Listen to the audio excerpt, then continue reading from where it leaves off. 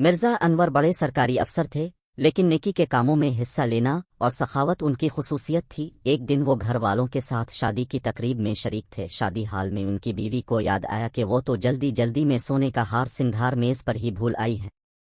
انہوں نے فوراً مرزا صاحب سے کہا تو انہوں نے بے فکری کے انداز میں جواب دیا، سارے کمروں کو اپنے ہاتھ سے بند کر کے آیا ہوں اور بڑے گیٹ پر چوکیدار موجود ہے، بے فکر ہو جاؤ، تمہارا ہار میز پر ہی ہوگا، وہاں سے کہیں نہیں جائے گا۔ شادی کی تقریب کے بعد جب گھر پہنچے تو سنگھار میز پر ہار موجود نہیں تھا۔ یہ دیکھ کر دونوں پریشان ہو گئے اور سارا کمرہ چھان مارا، لیکن ہار نہیں ملا۔ چوکیدار سے معلوم کیا کہ ہمارے بعد کوئی آیا تو نہیں تھا؟ چوکیدار نے جواب دیا، کوئی نہیں آیا تھا صاحب۔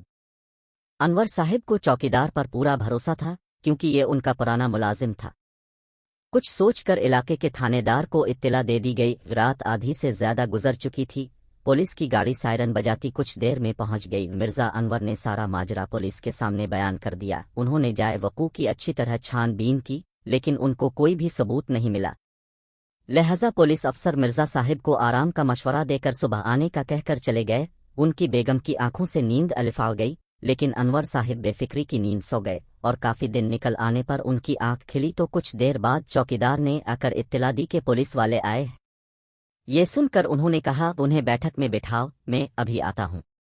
مرزا انور تیار ہو کر بیٹھک میں آئے تو پولیس افسر نے کہا، محکمہ سراغ رسانی کے ایک اہلکار میرے ساتھ ہیں، یہ ایک بار کمرے کا معائنہ کرنا چاہتے۔ مرزا انور نے کہا، ہاں ضرور، ایک بار پھر چیک کر لیجیے۔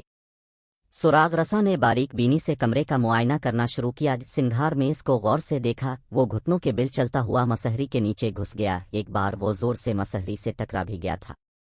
تھوڑی دیر بعد اس نے مسہری کے نیچے سے چلاتے ہوئے کہا، کھودا پہاڑ نکلا چوہا۔